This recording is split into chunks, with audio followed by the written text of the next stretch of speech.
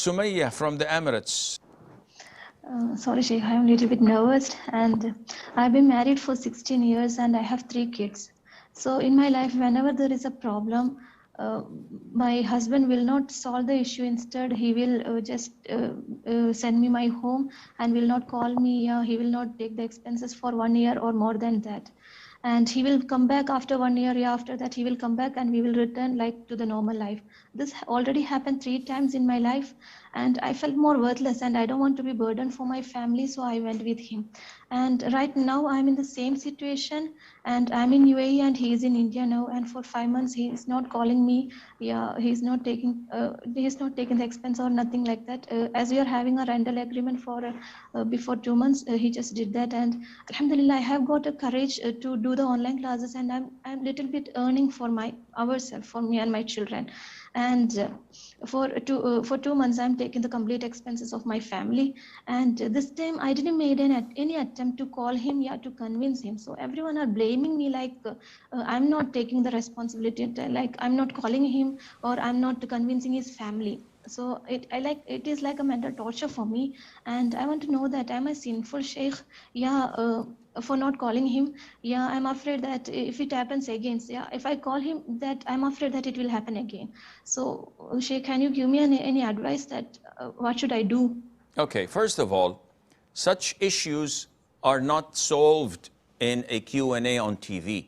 And this is why we have counseling sessions.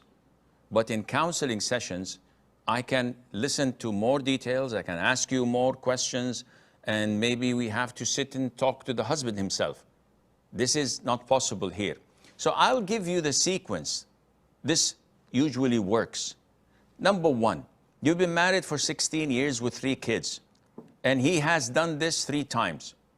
Possibilities for me as a counselor. Number one is that he is an evil person. He doesn't fear Allah. Maybe he's a mummy's boy. So his mom says to him, send her home. And he does that. And there are lots, especially from the subcontinent, unfortunately, who are not real men. They don't have a spine. So whatever mama says to them or baba says to them, they will do it immediately. In this case, this is a different scenario. Number two, maybe he did this because as a victim, you come on live TV, you talk to me, and the Sheikh is soft-hearted and he cries with you and you say, hey, the poor thing, not knowing that she's the villain and the poor victim is the man. When you speak to the man, and this is what I usually do, and the man says things that, whoa, see, when you listen to one party, you make a mistake. So I listen to you and I say, well, your husband needs to be hanged. But when I listen to him and he refutes what you said and explains his position with evidences, I said, your wife should stand in front of a firing squad. And when they both sit together, and I listen to him and to her at the same time, while they're exposing each one's reality, 50% of what he said goes down the drain, 50% or more of what she said goes down the drain. Because now there's someone to rectify or to say or falsify what their other party is saying. So I have to listen to his side of the story. Let us assume, because this is not a counseling session, let us assume everything you said was right. That he's a mummy's boy, he doesn't fear Allah, he doesn't provide for you or your children, he sends you to your parents' house for 6 months and sometimes for a year until you beg and patch things up. This is not a real man. Him not providing for you and for your children is a legitimate reason to go for divorce. But would we encourage women to go for divorce? Sometimes he's the best of the 2 evils, not the worst. So if she were to be divorced, she would not have anyone to provide for her, which is the case at the moment, or she would not have a shelter or a house to take her in with her children. So she would be forced to do heinous things. So some women, we say, it's like cancer, you have to live with it until he dies. Then you will inherit him, inshallah. Other than that, I cannot help you because his parents are as evil as he is, and this guy, as I said, he's spineless. So this is your test from Allah. Sometimes a woman is, no, capable and financially independent. Why would you stay with such a wimp?